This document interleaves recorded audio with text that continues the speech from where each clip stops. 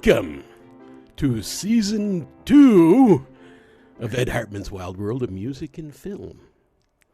And it's been a wonderful summer up here in Seattle, except for some 100 degrees, 118 in June. But otherwise, it's been fine. So anyway, I'm getting back into this, and I'm going to try and hustle some filmmakers here into hiring me for scores. They are not listening at this yet. They don't know this. But anyway, but we're going to talk about their films. So we have Mr. Chris White. I have that right, don't I? You got to get the name. It's hard to mess that name up. Yeah, I have the most boring name in all of show business. It's the worst. All right. Well, this guy. So I came into his sphere at the, what was it? The West Sound Film Festival in Bremerton, WA, where my short documentary, It Gets in Your Blood, was being played there, and then his film was going on there, and so I followed up, and then last night I watched the movie. It's terrible. No, it's really good. It really is. I've had some interviews, and the movie's not always Orson Welles level, but I'll tell you, man, this is tremendous filming.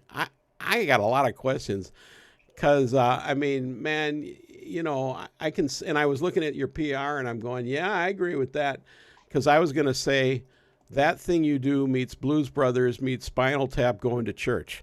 Something like that, Exactly. I agree. And I sometimes throw in Napoleon Dynamite to the mix because I think the kids are so weird and it's quirky.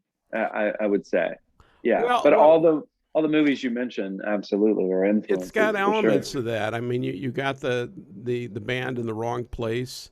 You got, Spinal Tap and the Blues Brothers and the Country Bar. And then you kind of have the crazy agent and That Thing You Do. And the thing that I got to tell you that I'm most impressed with, and this is the question, I'm not sure you want to answer this in the show, but is you did a spectacular job with the music. And honestly, that was on a level of That Thing You Do, which I think is the best live band thing I've ever seen. That movie, just because they had everybody like playing, although they weren't actually doing.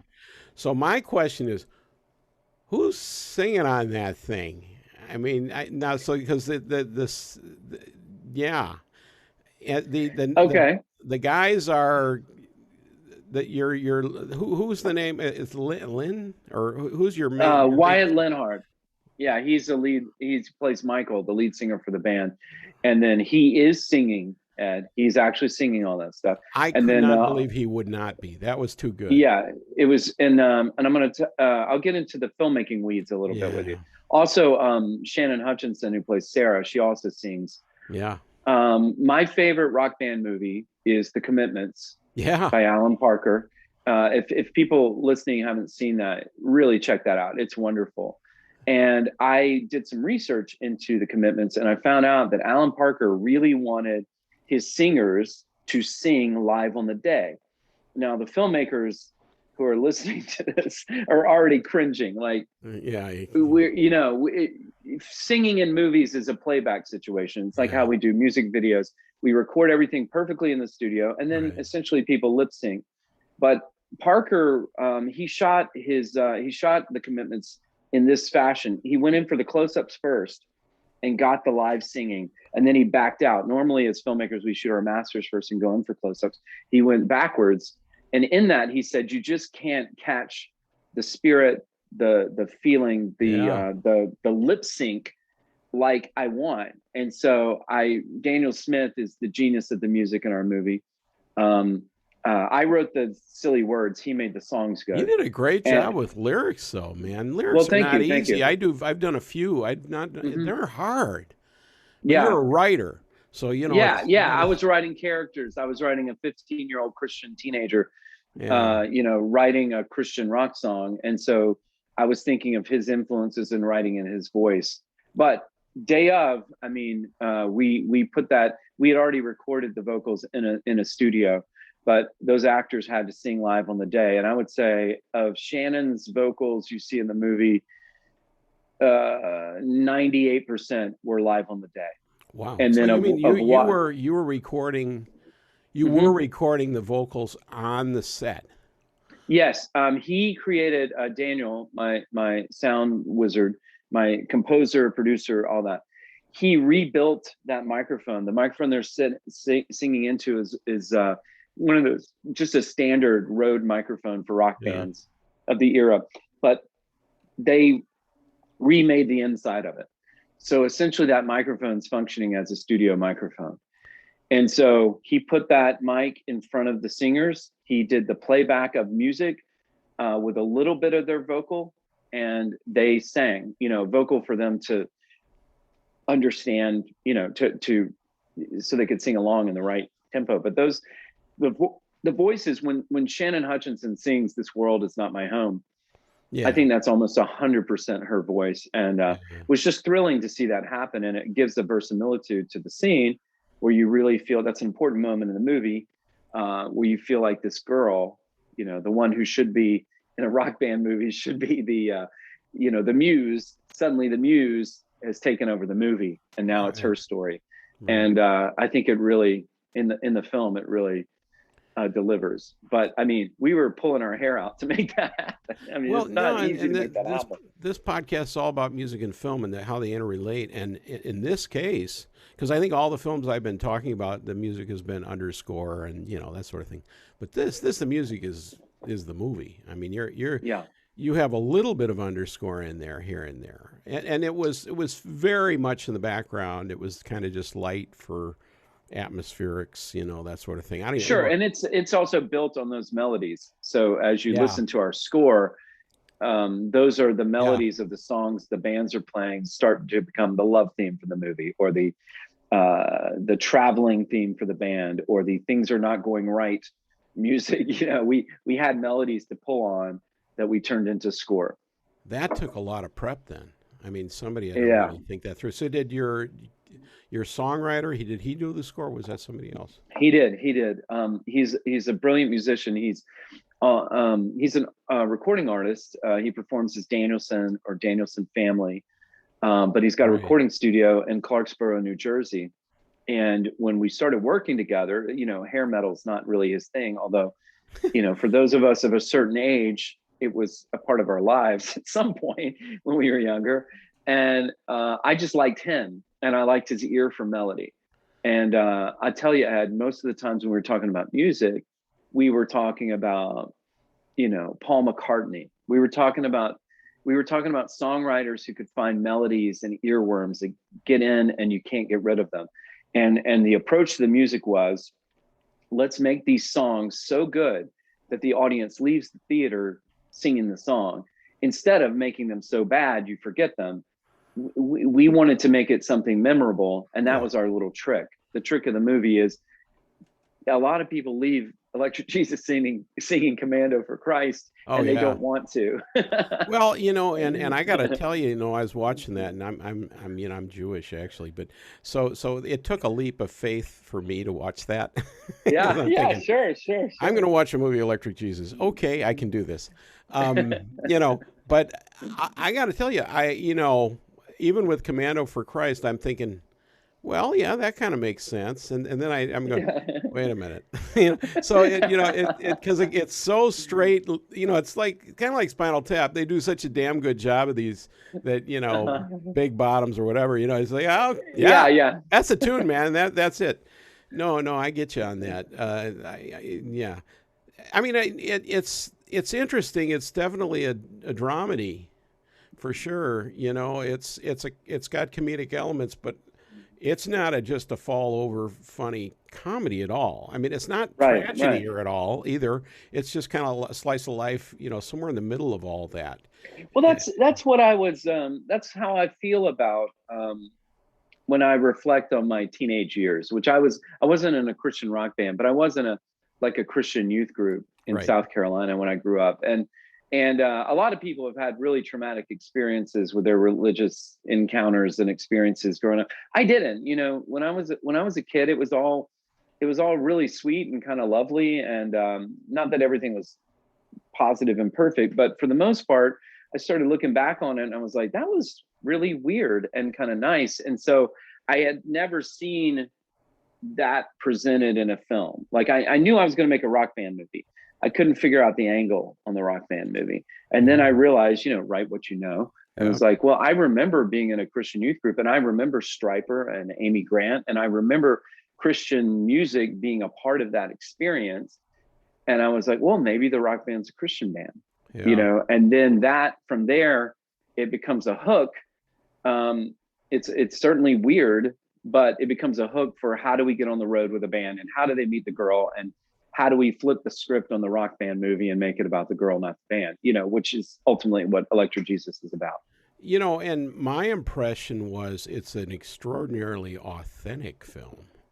And you know, I'm watching that going, okay, this is almost a true story in my mind. That's how yeah. Honestly, it's that authentic to me. Like that thing you do, you could believe that band was around. You have to kind of check it after that film. You kind of won't. Were they actually a thing? Right. You know, Tom Hanks. He started that whatever that name of that record company based on that movie. Yeah, Playtone. Yeah. And that got actual airtime as well. That huge. It was charted. Well, I think with, you know, my feeling with our film is that it's Eric, the sound man, is telling us the story. So we decided that Eric's remembering. He's told this story 100 times. You know, he's in his 40s or 50s, whatever. He's an older guy now, and he's told the story 100 times. So in that, we don't know that he's telling us the truth. You know, he tells us in the narration, I'm going to try to tell you the truth, but also, like, I don't think that band was that good. You know, like, the songs are really crafted, beautiful, like actually good songs. I don't think that band, many of us, if we went back in time and heard our favorite band or your local band or your friends in a band, it's not as good as you remember it being. And I think that's what happens to Eric. You know, he starts trying to remember and put together the story, and it starts falling apart on him a little bit because he's starting to realize, no spoilers, I don't want to give any spoilers in the movie, but he starts to realize this story wasn't mine. This wasn't our story. It's about somebody else. And so in that sense, I think we had a lot of leeway with the music to make it super good because it's the way we hear music in our memory. It's a deep story. I mean, you know, that's what I mean. The writing is really, really sharp. Thank you. And then you had really good performances all the way down the line. You know, Andrew Eckel plays kind of the storyteller, right? And he's like, wonderful. Yeah, he's spot on, just straight ahead. He's your straight kid that everybody's always, you know, yeah, right. And then I gotta ask, how the hell do you get Judd Nelson in this thing? I mean, you know, you have some interesting people, and Brian Baumgartner from The Office. That was wild to see him. I mean, So again, speaking to the filmmakers out there and producers who are, you know, this is the biggest film I ever made. Okay, so I've made some no budget, crowd-funded, micro-budget movies that are very sincere, and I'm super proud of them and happy to share links with you, Ed, or anybody. But this was like a leap where me and my wife, who's my executive producer, we really wanted to make a movie that would, you know, be an independent film in the world of, we wanted to make some money. We wanted to put it out in the world. We wanted to level up in our careers, I guess. And at that point, I mean, you have to put some money together for these things. And so the Electric Jesus is $1 million movie. And when you have $1 million movie, which is to people listening, maybe sounds like a lot of money. No, it's not. It's nothing. It's not. It's very low budget. In fact, like 2 million would have been much better. 3 million would have been much better.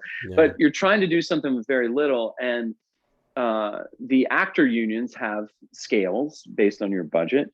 And so what you have is you go to these actors, you know, we had a casting director, and you go and you just say, here's a script. Would you like to do a movie? and here it is, and here's the role, and you're kind of at their mercy. Now, you also are saying, I'm a low budget filmmaker. I can't pay you $1 million to be in the movie because that's my whole budget. Right. So, you kind of expect there to be a little pushback, we're offering scale. Okay, could you do more than that? So there's a little bit of negotiation. Sure, yeah. But it's not impossible. It's not impossible. And I want filmmakers to know that. You don't have to have the actor or actress's number on your cell phone and get them to do a favor for you. You need to have a casting director, and you make offers. And so much of it is timing. You just get them at the right time. And we knew we wanted one ringer. We wanted one 80s actor. And Judd was like my favorite of the Brat Pack. He was my favorite growing up. I knew I could get him for the pastor. I'd have him for 2, maybe 3 days on set, so we could afford him. And so it was a matter of making the pitch, right, negotiating with his people, and them saying, okay. And with Brian, is a little bit more, and I wanted something a little bit more engaged. But you got to understand, like when we filmed this in 2019, The Office is huge, and Brian is huge because of The Office. But Brian has become an even bigger star because of Cameo. I mean, Cameo, the app where you get a celebrity to do a personalized message to somebody. Brian turns out he's the first $1 million celebrity on Cameo, and that happened after we filmed the movie. So and I joked with him about it. I'll say, like, what is this? You're like $1 million Cameo guy? And he goes, yeah, man. Like, yeah, people want cameos from me. And so that, it's not like we got him on the cheap. He's certainly the highest paid actor on the movie because he's the famous guy and he's got more, he's the lead. Yeah. But I would just encourage filmmakers, nobody's off your radar. And make your cast list, who you want, make that a deep list. But trust me, if the script is there and the opportunity is there and the timing is there, people will say yes to you, including Judd Nelson. Right. No, I've heard that quite a bit, and I'm working on a biopic script about a filmmaker I've been researching. So I've thought about who could play him, and and it's easy to go, oh, you can't afford him, but no, I understand that, especially if it's an interesting part. And they have the time. Of course, they're like musicians. They'll do the gig if it's there. Yeah, they want to act. That's the thing. Like Judd Nelson wants. I mean, when he came and we met about his character, we spent 2 hours just talking about the Bible because he's playing a character. I think Judd was raised Jewish, but he's curious about everything. He's curious about every religion in the world, and is very smart and knows his stuff. And he created that character of the pastor, this Pentecostal pastor in Alabama, out of his knowledge of the Bible and Judaism and all sorts of religions. And then it kind of turned into a character. And I don't know as much about the Bible as Judd Nelson does, which is so funny to say, thinking of my youth group back in 1986, watching The Breakfast Club. But that guy, I mean, he knows his stuff. He knows about everything, like a lot of actors. These are smart guys that do a lot of reading and a lot of studying and meet a lot of interesting people and go to a lot of interesting places. But, Judd came ready to work. And that's the joy of working with somebody like that. Right. Okay. Well, that answers a few questions about that. All right. Well, my history of this show, talking to filmmakers, is I kind of have a 10-question thing. And I don't know, it's kind of like... what's the guy who used to do that? James Lipton? Yeah. Are you going to ask me what my favorite curse word is? Curse word is? No, we're not. I'm trying to keep this show damn clean. So, no, these are my questions. Sure. But that was the inspiration for the concept anyway. Sure. Yeah. French guy. All right. So yeah, I don't know the guy's name, but he would always say the guy's name. The survey by Jean Papon. Yeah. Okay, so where are you from and where are you living now? So we can track you down. Okay. Yeah. I will give you my social security number as well. That's right. No, so I live in Greenville, South Carolina, which is a kind of cool city that's kind of right there in the middle of on I-85 between Atlanta and Charlotte. So it basically means if the flight's too expensive, we go to Atlanta or Charlotte to catch the airplane. So I live in this really nice city. I was born in Tennessee, but I grew up in Columbia, South Carolina, which is right down the road, which is the state capital, and it's home of the Gamecocks. So the University of South Carolina. So this is, and I've lived in Texas, and I've traveled a lot for different things. So, but this is home. I'm in my work office. That's the basement of my house in Greenville, South Carolina. Mm-hmm. But again, to me, growing up is Columbia, South Carolina, and the suburbs in the '80s. Wow. Okay. No, and you get that through the film. You definitely know the South. So yeah. Okay. All right. I was in Myrtle Beach in 2019 with the silent film I scored and produced at the festival there. Yeah, there's a Myrtle Beach Film Festival there, right? That is really a great festival. I recommend it. I've heard great stuff about that. Yeah. They treat you really well. They feed you.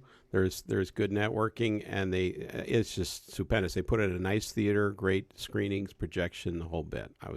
I recommend the Beaufort International Film Festival in Beaufort, South Carolina. There's also a Beaufort, North Carolina, not to be confused.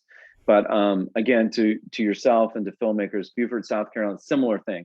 It's a little bit below Charleston. Myrtle Beach is more above Charleston on the coast. Yeah. But Beaufort's maybe more quaint, less touristy than Myrtle Beach, but it's just a wonderful film festival. We've got some cool stuff happening here in film. Yeah. But yeah, that's where I live. That's where I grew up. Yeah. And though I like to go to lots of places like Bremerton, Washington, this is where home is. And you're going to New York City. I am. Yeah, it's funny. I saw that on, what was it? And I got an email from the New York Film one of the festivals, and I thought I saw your film. And I'm going to talk to this guy today. That was yeah. We're is that next week or the week after? I think it's the week after. We go to the Festival of Cinema in New York City. We're screening at that. It's in Queens, and that's our first New York screening. I'm so grateful, and I mean, it's so cool. Yeah. Yeah, I was in New York for the film, the silent film at the what was it, the Asian American Latino Film Festival, which was a little twisty, but it was in New York. So, and in fact, I made use of that because the son of the filmmaker about this As the Year Turns did. Anyway, we met, and in the hotel room I shot an interview with with a cheap Nikon, and my phone and a Zoom recorder. Hey man, I mean, get it done. That stuff works. Absolutely. Yeah. And for anybody that's interested, As the Year Turns is going to be, well, it's on Tubi and Amazon, and it's going to be on Turner Classic Movies on Halloween. Congratulations. 9:00 Pacific, midnight Eastern. That's phenomenal. That took some everybody in work. South Carolina, when you're coming home from your Halloween parties. Yeah. If you can get home by midnight, go check out that. This is a 1938 film produced by a 20-year-old guy in Seattle who wound up working for Disney. Anyway, that's my documentary about him. Wow. Is that who you're making are you making a feature about that filmmaker? Yes. That's my goal. Man. But I'm looking for a director. Okay. Who knows? I mean, Ed Wood is one of my favorite movies. So this guy's better than Ed Wood. He actually knew what he was doing when he was 20. But Ed, I think Ed Wood knew what he was doing. It just wasn't very ambitious. Well, yeah. Lyford was overly ambitious. Anyway, so getting back to you, how did you start in film or music? I assume, although you got a music side, right? Well, I'm a music fan. I don't think of myself as a musician, but I'll You're tell you a this. lyricist. I am, and I'm trying to lean into that. My next film, I'm going to write some more songs. But so when people say that, like, I have a really cool story about being, it being 2009, 2010, and DSLR cameras coming out. I mean, DSLRs being on the shelf at Target. and me realizing, kind of, like, holy crap, we can make HD movies that really look like movies. I can change the lens. I mean, this is looking like a movie. If I never make a movie, I mean, I will regret this for my whole life, and calling my wife, hey, do you mind if I go buy like a $800 camera today at Target? Like, I mean, so, that was how I started, 10, 11 years ago on this path that has led me to this point. Very specifically and very much, this is the plan, to get to a place where we're making $1 million movie, but starting very modestly. But I mean, I started making movies when I was a kid and, collecting Star Wars cards. I realized, like, looking at Star Wars cards and trading them with friends, those are frames of movies. Those were storyboards for a movie I was very familiar with, Star Wars. And then I had the action figures, and then I could start creating scenes. I don't need all these prequels and sequels of Star Wars. I already made them when I was 8, 9, 10 years old, because I had the figures and the gear, and we would come up with stories. I remember 9 or 10 years old audio recording, because we didn't have a VCR, but audio recording episodes of the Dukes of Hazzard, which was like a show I liked as a little kid. And just sitting there in my room listening to those tapes over and over, and I realized, oh, that was teaching me story structure. I mean, Dukes of Hazzard certainly is not great TV, but it was certainly 3-act structure. It was this is going on. There were very clearly drawn characters. Something would happen, an inciting incident would happen, all this stuff would happen, and it would be resolved. So slowly but surely, I start realizing whether I don't even know how aware I was of it, but I was learning how to tell stories. And then add to that, going out in the woods and playing Army with my friends. I was basically being a director. I was saying, hey, you go over there, and like, the whole in my childhood was making movies. I just didn't know that's what it was. And I think a lot of us that grew up at that certain time, people have asked me, they probably ask you the same thing. Oh man, do you wish there had been YouTube or, iPhones when you were a kid? You could have gotten started a lot earlier. And it's like, not really, no. Because, I was able to learn how to make movies and manage teams and motivate people, just being a kid playing. And I think that's where most of it came from. I think I started becoming aware that you could do this for a living, or there might be a job behind this, watching making of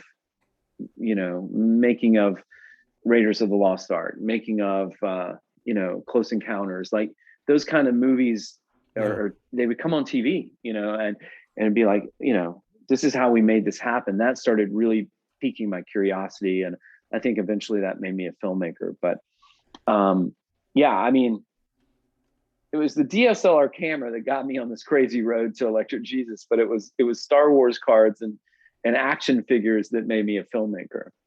Well, you know what? I mean, I have a very similar story. I'm a little older than you, I think. I was into Super 8 film as a kid, and I still have those cameras. If anybody needs one, the same ones you shot on, the ones you shot on. I have this Bolex that looks like it has a magazine on top, but it's actually just the thing that opens up for the. Oh, I love that. It looked big, and I remember I was in San Francisco visiting my sister in college, and there was on Sundays in the park they would kind of have wheels, people on roller skates and stuff, and I brought this camera out and I shot this. And these trickster guys came out and they started doing tricks for me because they thought I was from a TV thing or something. So no, I understand that. I was doing animation and that sort of stuff. And if I hadn't I did music, that stuff. If I hadn't gone to music, I would have done that for sure. No, I remember a friend of mine got a video, like a camcorder eventually, but early on it was totally those little cartridges, those Super 8 cartridges, and no sync sound. Your animation. You could click through frames. But the Bolex actually did have a single frame that I couldn't afford, so it was very jerky animation. Anyway, nowadays you can, do it on computer, just tell out Of of course, it's of ridiculous. course. Anyway. No, I understand Yeah. that. And that taught me a lot about filmmaking and all the rest of that too. So, but I made a left turn into music because I was so heavy into that. And the irony is, I almost went to Cal Arts, and my mother's cousin was Harv Bennett, who produced Star Oh Trek yeah, I 2 know. through I know who that 6. is. And Yeah. so I would have had a hell of an Wow. entry there. Different life. Wow. We Wow. wouldn't be Yeah. Of talking right course. now. I'd be living in Hawaii by now, I'm sure. But okay, so the when and why, I guess. So we know the when, but what I guess what was the inspiration that got you going into film? Was there anything that came up? Well, um, I think all of us. I think just being human, there's a desire to, if not tell a story, is to explain ourselves. Tell a story. We're all looking for what is the meaning of all this we're going through this life and trying to assign meaning. I think we're drawn to narrative. I think we're drawn to story. So I think it comes naturally to everybody. Expressing it though, Yeah, it's I hard. like to act. I like to,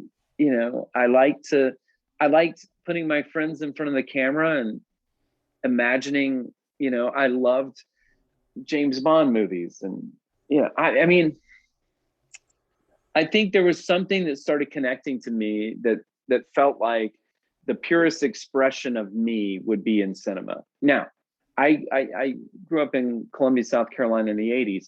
Nobody there. There's no, I would be a first generation show business person in my family. There's nobody that you even know that can say how to do it other than, I guess, you just go to Hollywood and start making movies. So I wound up in advertising for a while because, well, you're obviously very creative and you obviously, you have ideas. So, and you really need to make a living. So what we have here is we have advertising and marketing. So, I spent a lot of time in that world, 15, 20 years. I got one word for you: plastics.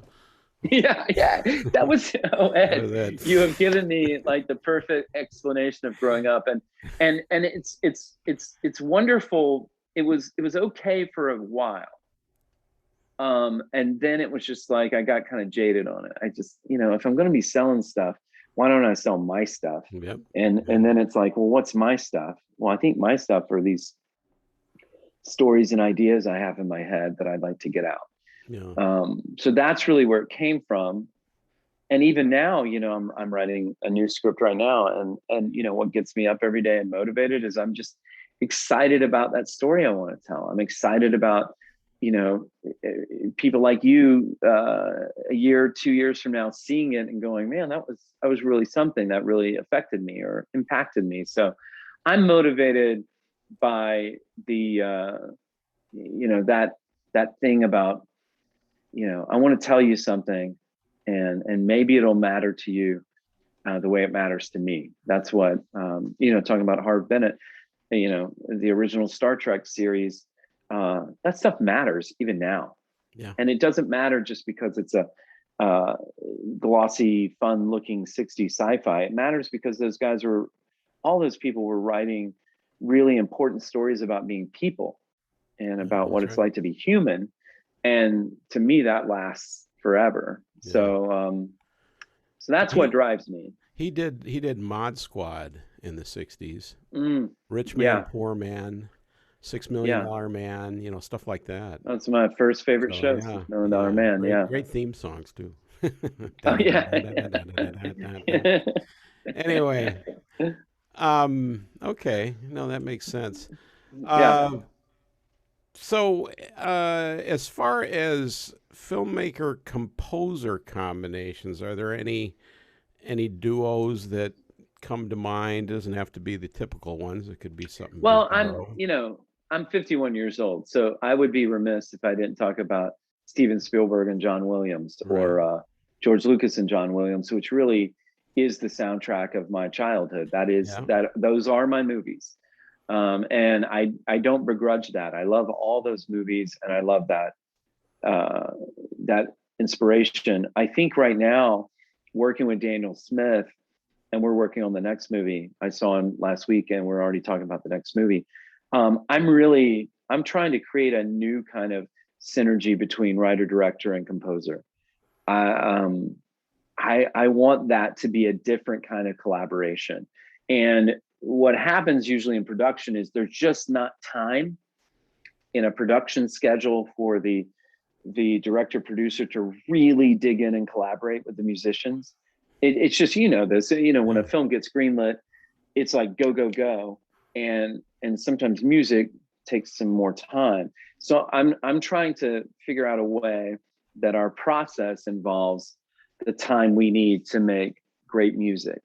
And to me, this is playing my hand a little bit, but with Daniel Smith, we're talking about, for the next movie, we're listening to Brian Wilson and Van Dyke Parks and Harry Nilsson. Like, we're listening to some of the great pop composers ever. And we're digging into that to find sounds and melodies and inspiration for the movie. So to me, I can't pick up a guitar and play it, but I do have some taste, and I know what I like. And I'm even when I'm writing, music is something that inspires me, and it can be anything from a Ramones song to Vangelis Chariots of Fire. Like I mean, my playlist is all over the map in that regard. And it sounds like this next project is going to have popular music elements too in it. Then, and that's something it's not a really rock good at, though. Oh yeah, and it's not like it's not a rock band movie, but it is like I can't even imagine some of these scenes. It's kind of a dark comedy. We'll talk about. I think you have a question about what I'm working on next. We'll talk about. Right. But in that, it's like, yeah, but this scene is going to work because this music is singing it into existence. And I used to be so. You may have had this. Maybe as a musician, you have more patience for this, but I used to think that music. I would work so hard creating a scene with actors and cameras and lights, and then music would just come in and just so tell the audience how to feel. Like, it always felt heavy-handed. It's like, we did all this work. People know what this means.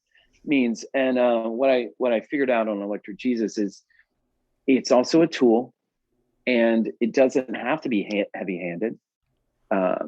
Sometimes the music plays against maybe the emotions or what's happening. And sometimes the music does disappear. Sometimes the music goes away. We don't have any music, but even that is a kind of music. That's right. It's a kind of choice with the score. So I'm, to me, creating these things is so important. Even on set with Electric Jesus, I had my little Bluetooth speaker, and I would, sometimes I had no direction for the scene. I would just play an AC/DC song. I was like, this is what this means, and to me, that's how I communicate. Yeah. And with Andrew Eckel, who plays Eric in this movie, we exchanged a lot of playlists. This is what Eric would have been listening to at the time. Well, that authenticness or whatever, authenticity. There we go. Authenticity. Yes. Yeah, that came at me because I'm thinking, God, these guys really seem like they're from that era, which is hard to pull off. Well, I think in an age of Stranger Things is pushing 80s on us. The 80s is kind of popular now, but we just made 80s. It's a memory, so I never take the camera. The camera is never on sticks. It's kind of floating. The frame's alive the whole time. Not jerky, but it's just alive, like a memory would be. And then also we made costumes, and we made it lived in 80s. I remember talking to Beverly Safir, our wonderful costume designer, and just saying, I know those fashions, but you got to understand, when I got a new pair of jeans in 1982, I had to wear those until they wore out. Like, it's not like my kids said, like, hey, Dad, I'm going to Old Navy and I'm going to buy a $10 pair of jeans. And it's like, okay. And it's like 2 months later, I'm going to get another pair of disposable fashion jeans. Like, when we grew up, it was like, those are getting a little short on me, Mom. Well, we can't afford jeans. So, good luck with that. I remember overalls. Those were handy. Yeah, right. Right. So yeah, we made the 80s lived in. If it was something that was period, it wasn't perfect. You know, cars had to be a little dusty and couldn't be showroom. You know, a lot of times when you're doing a period movie and you're recruiting cars, you know, you're filling the scenes with cars, you're pulling them off a vintage collection lot, and those guys don't want you to mess up their cars. Right, right. But it's like, you know, in 1986, that 79 Nova did not look like it was pristine condition. That's right. Yeah. It was the car parked on the side of the street, and that's what it looked like. So some of that is just is caring enough to make it all lived Detail. in. Yeah. Yeah.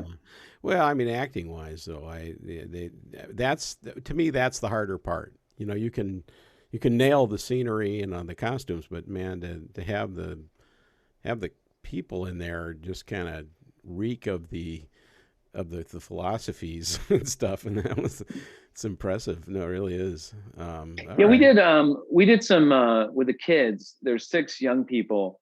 They're all wonderful, and I think they will be movie stars. You know, like and so I feel so glad we found people like Andy Eckel and Shannon Hutchinson and Wyatt Leonard and Gunnar Willis and Caleb Hoffman and Will Oliver. Like I think they're all just so wonderful. But we did a lot of prep. You know, we did a retreat where we put them all in a house together, and we brought people like, you know, I brought people from my youth group in the 80s in my Yeah. church. You know, I found pastors to explain, here's what you believe and why. You know, like music. You know, we prepped them, and then when we moved to Columbus, Georgia, to shoot the movie, they all lived together. You know, it was every day they're making breakfast together. And they all became best friends.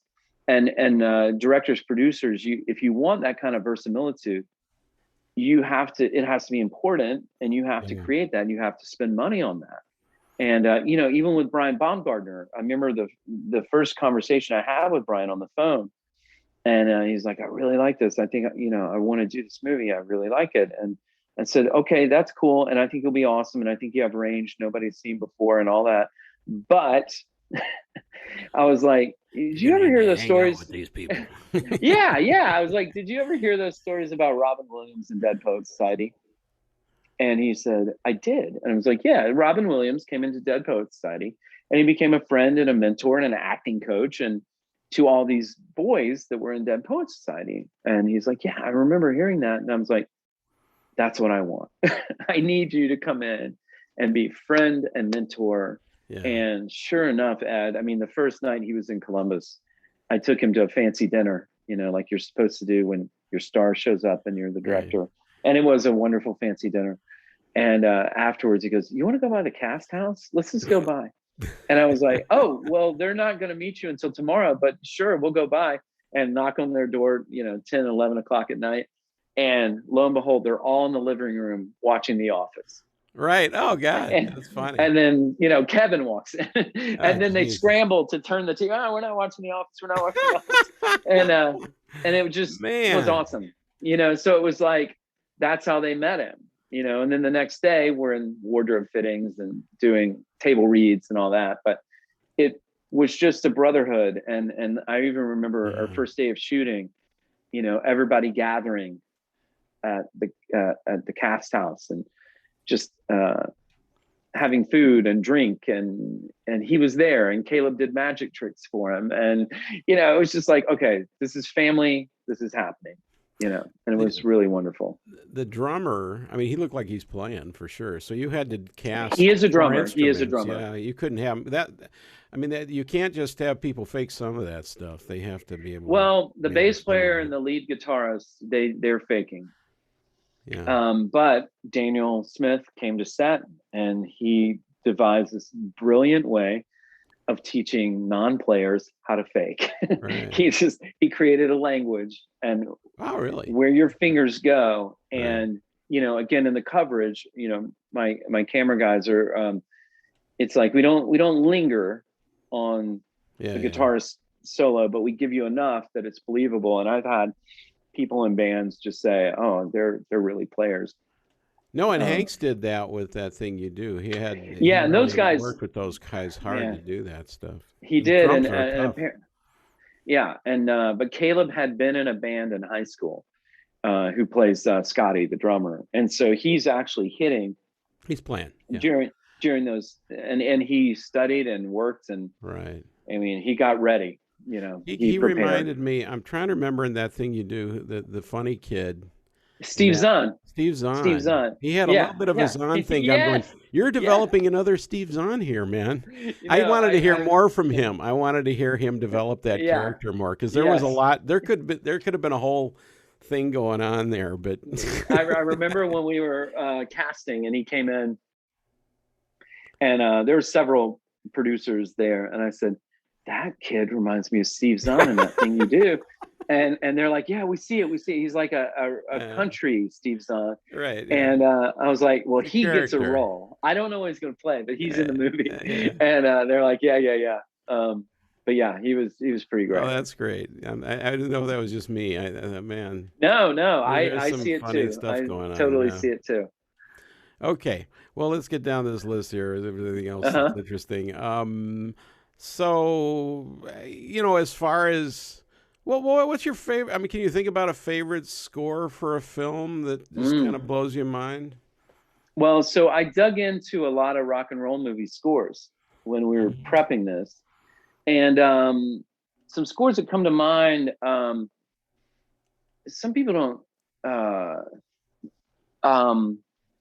the Tangerine Dream score for Risky Business. Oh, yeah. That is the most... I mean, let me tell you something. Atmospheric thing I've ever heard in my life. Okay, and it changes the whole movie. It lets you know this is a serious movie, because in looking at the video cassette and thinking in your memory, you might think of Risky Business as like a teen sex movie. It's not. No. It's a huge comment on the 80s. Yeah. And that Tangerine Dream score, which you can listen to, you don't even, apart from the movie, it's amazing. I would say the same for American Gigolo.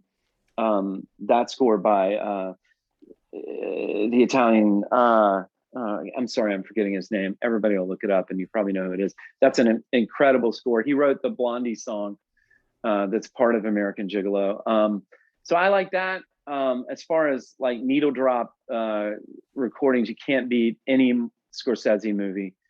I mean, he does such great music supervision, and then also all the Tarantino. Like I love those records. Like I bought Once Upon a Time in Hollywood just so I could listen to his curation of the moods of his movies. So those come to mind. But scores. I mean, Eternal Sunshine. Those scores by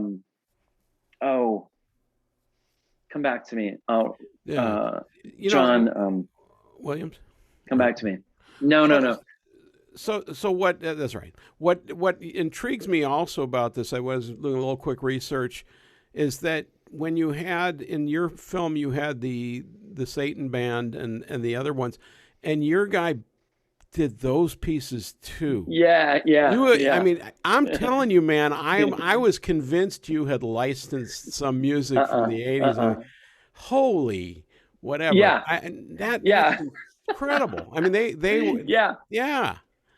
We said, I remember telling Daniel, it's like, okay, so there's a band you see, and they're going to be, I think they were death metal. And then the band you don't see, Satan's Clutch, they're black metal. So I was very specific. They have to be different times or different kinds. And one of those metal styles is just screaming. You can't hear the words. Right. And the other kind, you can hear the words, but it's a certain kind of tone. And so again, Daniel was like, then we have to make the best black metal, death metal songs we can possibly make. That's right. And so that's what we did. And we got players that came in and knew how to do double kick drums. And that's right. And Daniel has such a fine-tuned ear. Like I always joke, we have a soundtrack that's available now. It's streaming everywhere. And that song, All Hail Hell, right. by Satan's Clutch. It's like, Daniel, we've just created a song that I will skip every time I come to that song. I can't bear it. He goes, I know. He calls it, that's a song that's barely music. It's like, it is. It's barely music. And those are some of my favorite lyrics, and you can't understand them at all. They're on the lyric sheet, but you can't understand them at all, but I don't care because we so captured that. So if somebody who's really a death metal, black metal fan checks out the Electric Jesus soundtrack, you will find songs and you will probably at least have respect for the effort that we did to create those songs. No, it's totally impressive. I as a composer, I'm asked to sound like all sorts of people. I tend to move more in jazz, classical worlds, and world music, Latin, all that kind of stuff. I've come up with pop on occasion, but that's really not my strength. And that is so hard to really do. I mean, I've come up with Mozart in an hour, not as good, isn't of that course. funny? But, No, I did. Oh, speaking of web series, I got to ask you about the Star Trek thing. But I did a web series for a Canadian thing and had to come up with Carmina Burana, O Fortuna in about an hour and a half. It's pretty good. It's pretty good. Yeah. Anyway, so because I was looking at your bio and I think you probably connected with the singer on one of those Wyatt Star Trek things, right? Yeah, I've never seen those. I worked years ago. Films? It was a fan series called Star Trek Continues, right? Which was the original series, new stories, different actors playing Kirk, Spock, whatever, but in the style of the original series. It was like if there had been a fourth season of Star Trek after the third season. And I had a friend who knew when Spock and Kirk finally fall in love. We did not explore that, but we were trying to get, I think the vision, and it's not me, I was in service to that project, but the vision of the show Star Trek Continues, which I highly recommend. There are 11 episodes. You can find them. They're all free. YouTube. Check them out. And I worked on the first 5. And I was a first assistant director. Then I directed one, the one with Lou Ferrigno. I directed that one. Then I wrote one, and I acted in one briefly. But that series was trying to connect the dots between the third season of Star Trek and then Star Trek the motion picture. Like, how did they get from there to there? Right. And it was super well done. And the young actor who's playing Chekhov is Wyatt Linhart. And we just became friends shooting that. I would hang out with him. I knew he could sing. Sometimes he'd bring his guitar and he'd play me a song he wrote. And I just said, I'm thinking about this movie, a Christian rock band, and I think maybe you need to be in it. And we just stayed in touch over the years, and it just worked out. What's funny about that is when I was watching that film and I started to research the actors, I could not find. I was looking at IMDb. Where's the singer? I can't find him anywhere because the only picture on there was him from the Star Trek. I didn't even make the connection it was the same guy. Ed, I have told him, I'm like, dude, you're about to be in a movie that's going to be everywhere in the world November 2nd. Can you update your headshots, Wyatt? I mean, people will think you're like Chekhov. And he goes, yeah, I'll get around to it. He still has not gotten around to it. And then I watched a little interview with him, and he looks even different there. The guy's a chameleon. Yeah. No. And he's one of those guys too that when you put the camera on him, he just turns into a rock star. Yeah, right. I can see that. Star. Well, that's what he's I mean. A total gamer. He sold me completely. Like, this guy's this is a serious singer, man. I mean, did he do all those at the end and everything? Oh yeah. He's got some pipes, man. He does. Yeah, no kidding. Yeah, and he's from a very musical family. His whole family are musicians. He can play any instrument, keyboard, strings, whatever. His dad used to be a bass player professionally for Donnie and Marie for the Osmonds. Wow. Toured with the Osmonds, and so again, there's music in his family, but but he also can act. Like he really delivers some great moments in the movie. So, but yeah, he's quite special. So, genre-wise, what's your film? I mean, music we've kind of talked about as far as that, but what's your favorite genres in general? I like comedies. I was talking to Emily, my wife and executive producer. I'm like, let's just make comedies now, because like I've done the kitchen sink dramas, I've done the hard hitting. And it's just like, it's just more enjoyable being on set when we're making each other laugh all day. It's more enjoyable when the movie comes out and you play at a film festival. And I mean, you've been at festivals, and like one comes on that's funny and people are suddenly like, oh, there's funny. And then, well, there's a lot of horror at festivals. A lot of horror, but a lot off. but a lot of very issue driven. Yeah. Like, this is very serious. We need to take this seriously. And, you know, I'm all for stuff like that. But like after 3 or 4 movies, that's right. I'm like, you know, let's go get a beer. Let's go do something else. I don't want to be in the festival. Yeah. So I just documentaries. Well, but I mean, there's some amazingly funny documentaries too. But I like comedy. I think that's something I have a skill in. And I love getting great actors, like dramatic actors, like really trained great actors, and saying, now we're going to put all that talent towards making an audience laugh. That to me is something really special. And I don't think a lot of people think about that. So, you know, I've got to make movies I can make. And I tend to make things that are not so cynical, not so angry, but also maybe a little wistful. But also not without a point, not without a little pointedness or a little poignancy. So, you know, I can only make the movies I can make, and that tends to be what they are. I was at the Burbank Festival last weekend with my documentary, and that was a great festival, actually. Really, Burbank International Film Festival. I'd recommend it. Well run, nice parties, and they have kind of a sci-fi theme party with Ghostbusters. Oh, how great! How great! And and the screens are huge, you know, 50-foot screens, the whole bit. Anyway, but they did a tribute at the award show with the Bridges family, Jeff, Bo, and all those guys, Lloyd Bridges. Wow. So Bo was there. I didn't meet him. Jeff, I think, has some issues right now with. Yeah, I think he's doing okay. He said that. I saw something recently where he said, I got COVID and I got over it, but the cancer took a hit with the COVID. So. Yeah, right. Yeah. But okay. So you met Bo. But yeah, just briefly. But he did an interesting speech about it. What I got out of that speech and writing my little thing here was, he says what they're looking for, what he's looking for, is joy in the piece. And and I get that. That's made a big impression on me as I get back to the script, because I think what's terrifying about scripts is that you're going to write something that has a lot of information in it, but doesn't make, but nobody cares. It's just a damn story. There has to be a point to the story, and you have to kind of come away from that going, whoa, that was an experience. You that's such a great something. Thank you for saying that. That's something that I needed to hear. They said it. Well, and you shared it.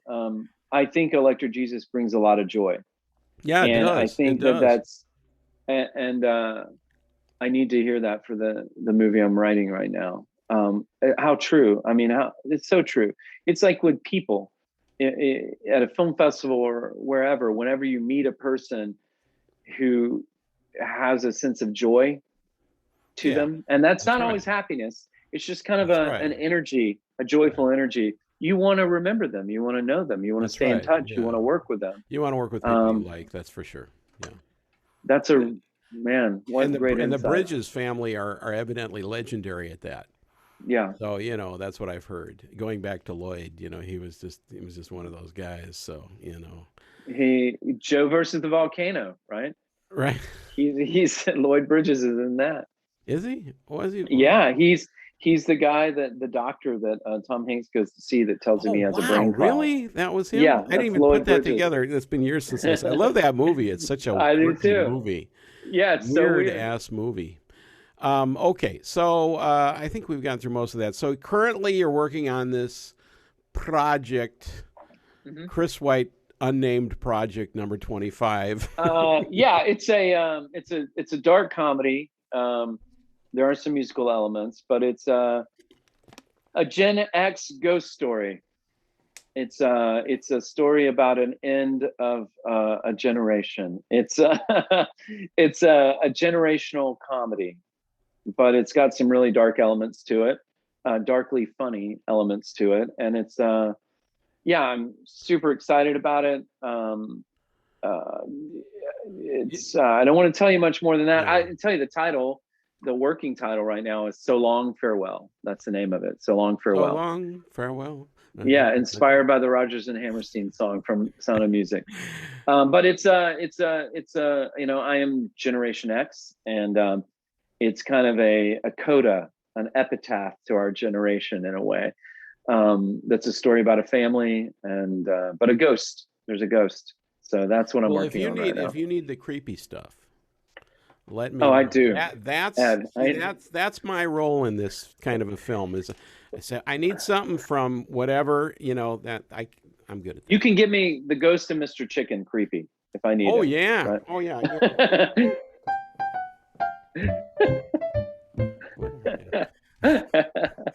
That's we call that. What do we call doing that? That's there's a name for doing that.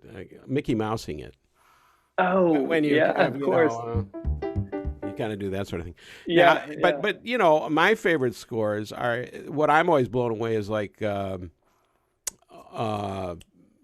some of like Animal House, where you have Elmer Bernstein doing a totally straight score with it that sells the film. I didn't realize that was him.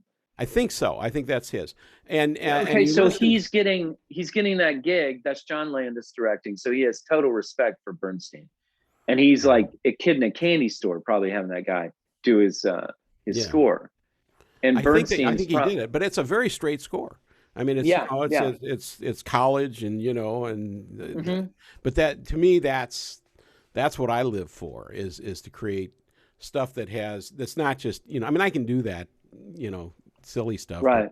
But, I think that and there's a time and a place for that. Reality TV just eats that up. Reality's kind of almost wrecked it because it's they'll take 10 seconds of this and it's just there's no development or anything like that. But when you have a really good composer, you can develop those types of themes, throughout. But it's an interesting idea that you might have, again, you're what's interesting about what you're doing with Danielson is that he is, instead of going to license, which would cost you a great deal of money, you're going to somebody who can actually recreate something, which is very rare. Now, John Morris, who did a lot of stuff with Mel Brooks, he was like that too, and he could write terrifically straight stuff, but he could also write with Brooks doing, as well, doing these unbelievable. So he did all that music for like the producers and yeah. Oh wow! Yeah, no, they're. Wow. I mean, okay, those I didn't know guys. Who that guy was. Yeah. I mean, I have the albums of those things, and and Mel Brooks is a tremendous, gifted composer. I mean, he came up with the lyrics and the music. He kind of like, he's really after Charlie Chaplin kind of a thing. Oh yeah, I don't know. Brooks is not going to orchestrate or anything like that, but he's going to come up with tunes and lyrics. He's going to be able to hum or go into the composer. That's my and say, guess. I don't know how deep he got into it. But I don't doubt it. That's kind of my goal, is to kind of do stuff like that where I can do my strengths and not feel like I gotta sound like something I'm not comfortable doing. But if you have the straight scene in there and if you're really talking about paranormal ghosts or something like that, that's really fun to do that stuff, and not necessarily as a typical electronic ambient drone thing. It could be something that could be orchestral by nature.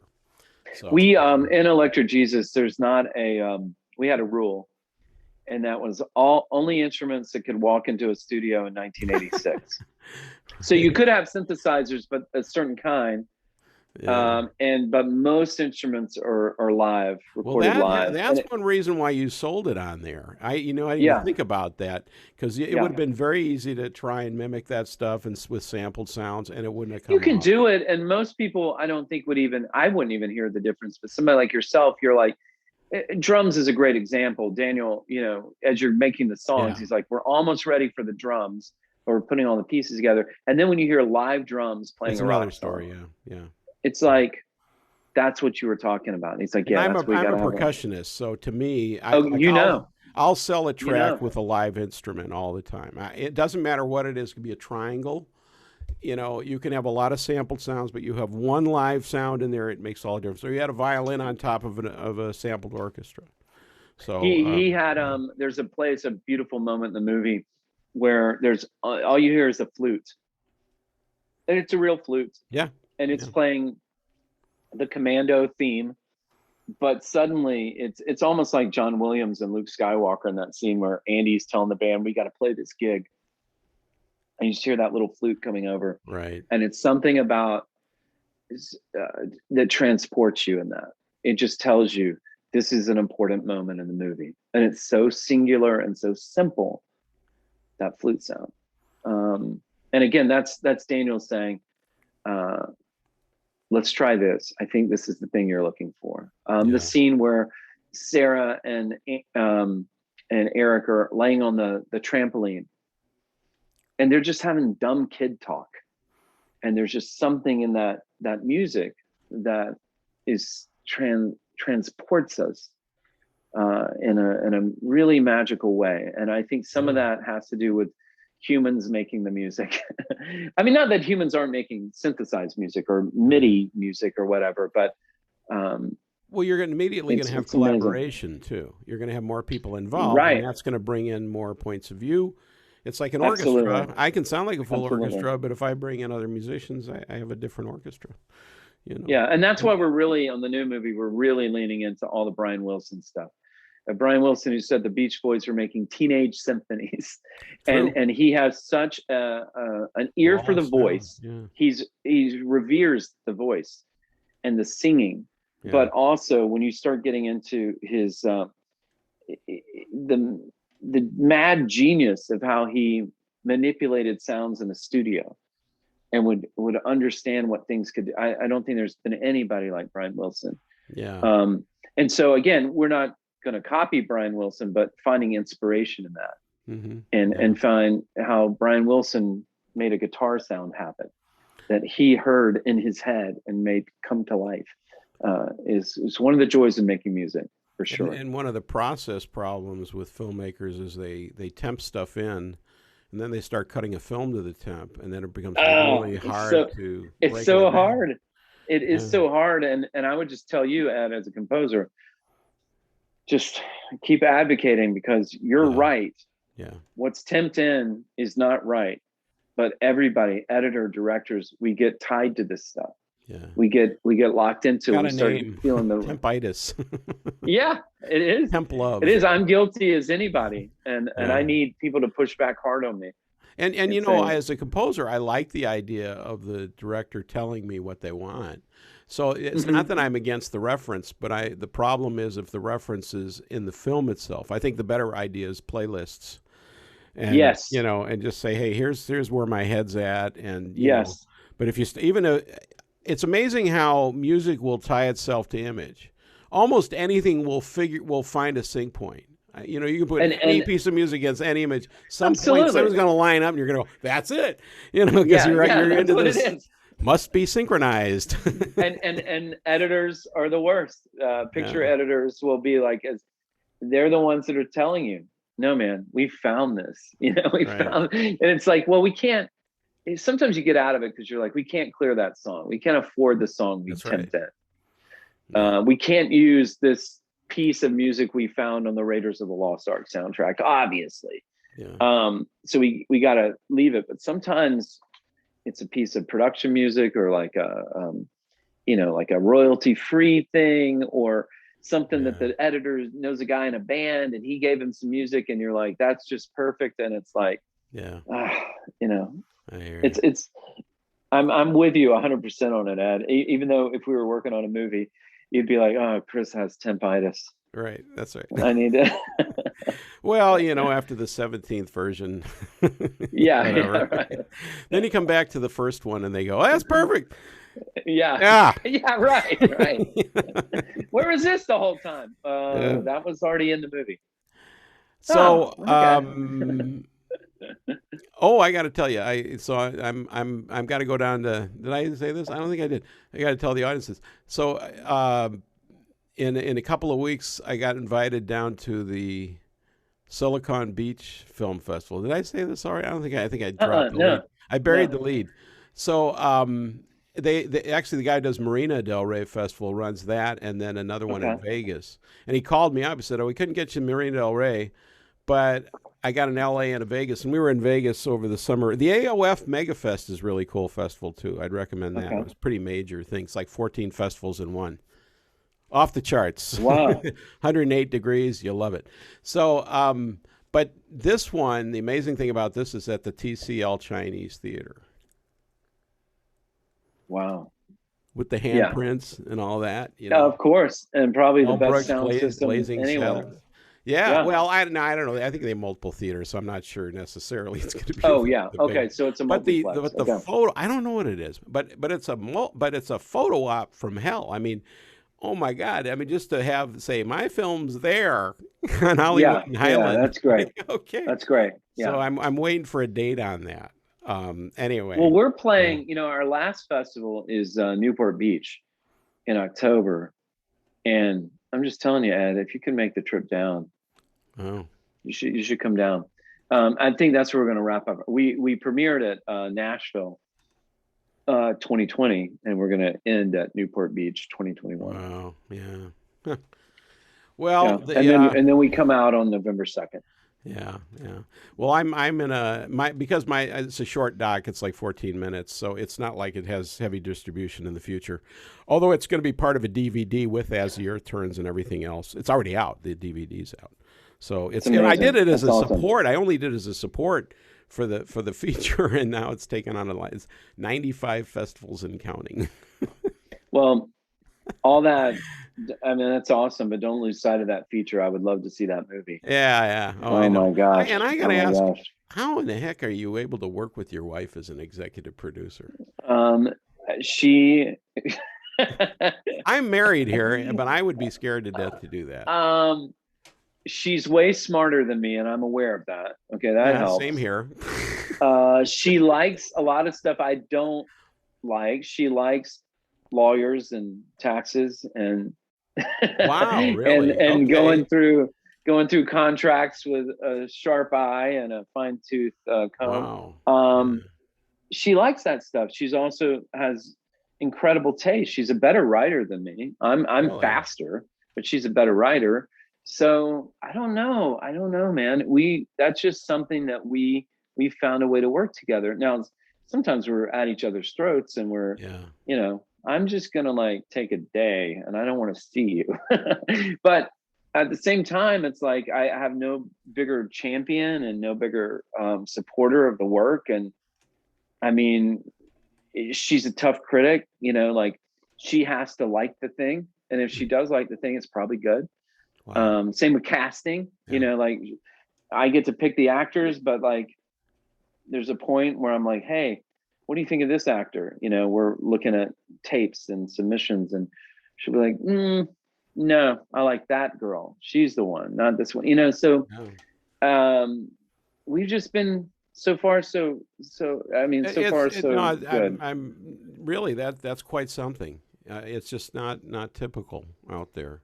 So No, and sometimes there are times where I'm like, hey, should you just go get a job doing something else and me get a job and we just come home and we're just like married right. instead of Yeah. this. But Yeah. for now, it's been, we couldn't have made it. I couldn't have had the artistic pleasure and the joy of making Electric Jesus without her, Yeah. and Yeah. there's no producer that would have trusted me as much as she did, and no producer that would have put up with me as much as she did. And Well, that's what scares me about getting into production is that who do you work with, and it's hard. finding Who do you people. trust? Who do Who you do you trust? trust? Yeah, I because mean, I've always who been would wanting to be I? myself, but I know my limits too. I mean, I should. I have no business doing any of this stuff, and somehow I started to do it. So people are coming to me for Yeah, answers now. yeah. But I think I tell filmmakers this all the time. Leveling up, getting to the next level, it does take a really honest assessment of what you can do. I mean, I'm good in a room. I mean, if we're with a bunch of investors, I can make people excited about the project, but Emily can make them Sign the take check. it seriously. Yeah. And we've even joked about this that Oh, I just lost your visual. oh, Oh, you there we did. go. Oh, there I That's am. good. Okay.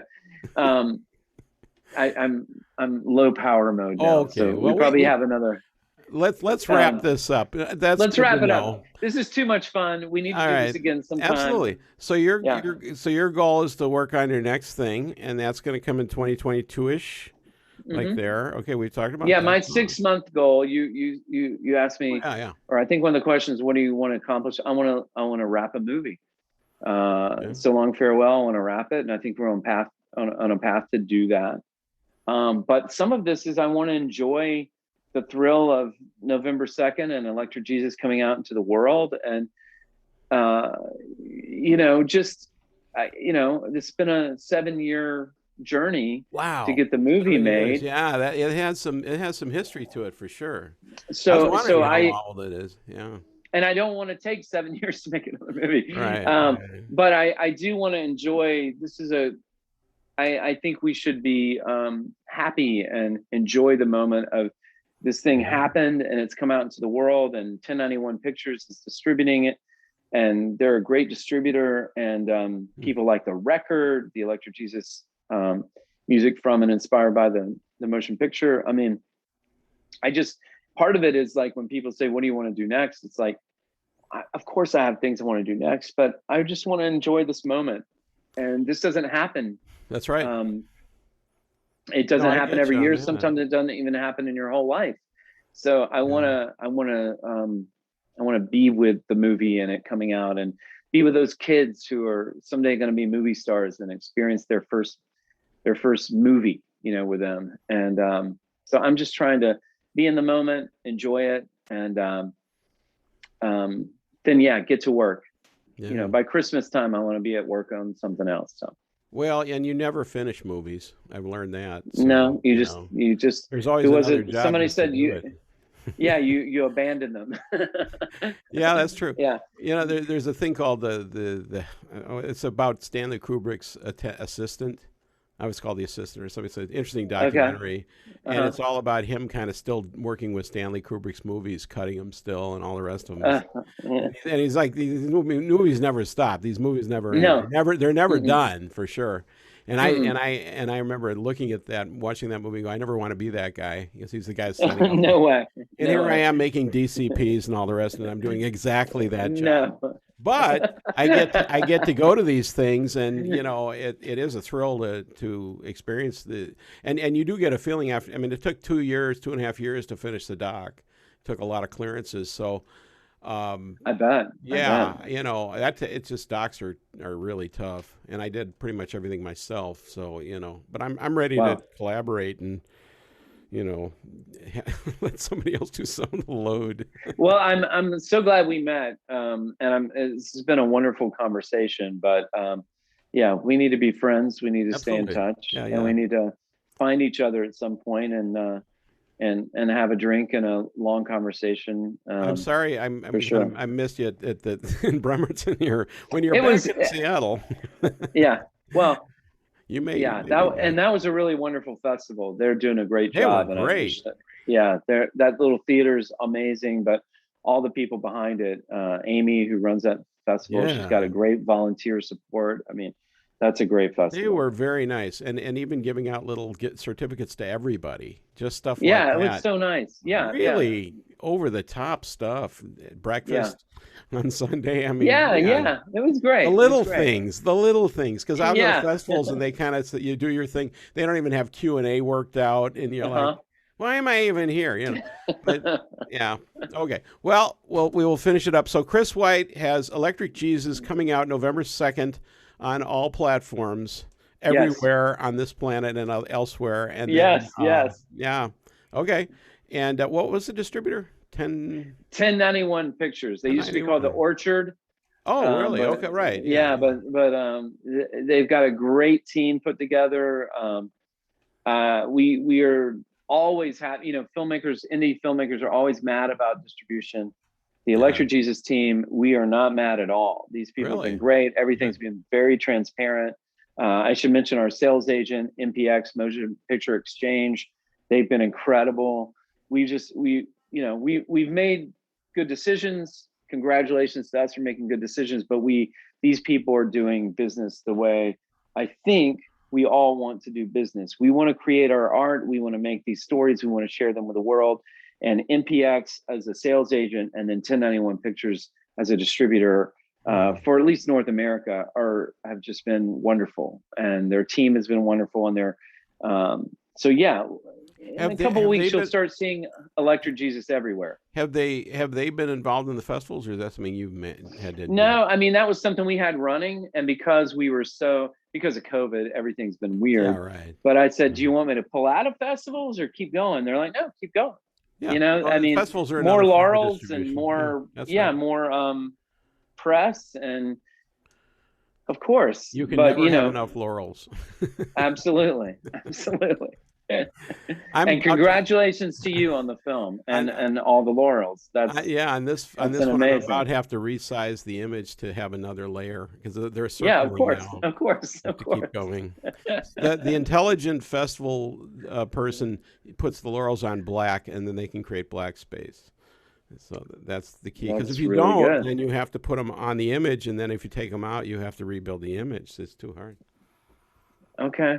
You're right. Yeah, I was dealing with that today. I do all this on preview on my Mac. And on As the Earth Turns, I had to do it 50 times because I had to keep shrinking it. Eventually, your film poster is like this big, and the laurels. And I can, I made sure you could read every one of them. So I have printed poster, and you can actually see all the. It takes a lot of care to do this stuff. Okay. Yeah. Yeah. I could be the laurel guy for posters in the future. Yeah. Really need to work. Man, Ed, again, let's find each other at some point. All right. Let's just listen to records. Let's listen to music. That's my favorite thing to do with music people is just pull out some records and listen to it and talk about how awesome they are. I mean, I got about 600. I have about 600 tracks, so you're welcome to listen. Okay. All right. We'll talk. All right. Thank you, Chris White. We'll see everybody next time, and keep watching movies and listen to soundtracks. Thank you. Thank you, Ed.